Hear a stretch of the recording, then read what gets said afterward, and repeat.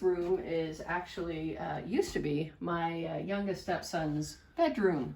And the joke is that he was barely out of the house and I'm measuring the walls and picking out paint colors, but I really needed an art room desperately. And this one sort of meets all my requirements. So one of the things you need to focus on is having storage, and that can be at a premium. So where there isn't storage, you create it. And this art cart is a heck of a deal from Michael's. I think it was under $100, and I have enough room for all my pens, store my washi tape, my gouache, acrylic paints. It all sits on this cart. So that keeps things nice and neat. And this was the biggest surprise of all. It wasn't anything I would have chosen myself. It was actually my husband's idea.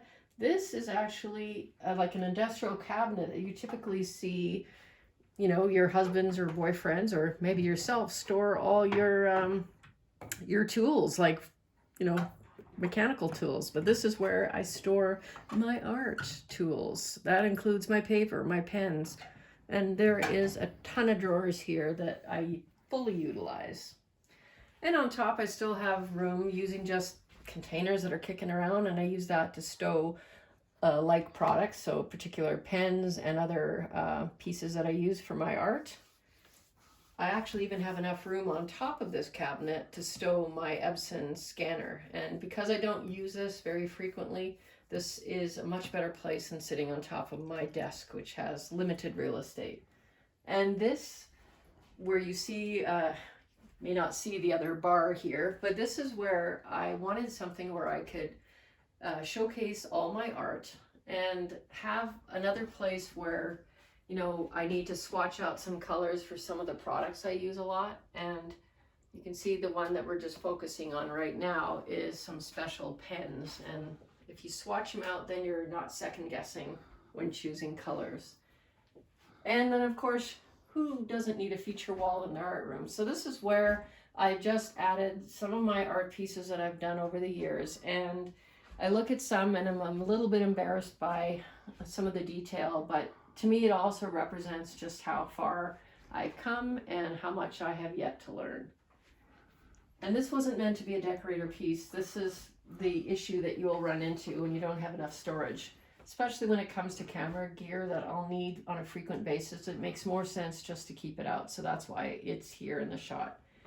And I also have a couple of floating shelves in this art space. And this is where I put family photos. I have added pieces that I got while on vacation, souvenirs, and other artworks as well from artists. So yes, these floating shelves are a great way to store things, but also to just add a little personality and whimsy to your particular art space. And finally, this is probably what I'm most proud of. This is an art easel, and it's sitting atop a Singer sewing machine, which just happened to be that of my grandmother's.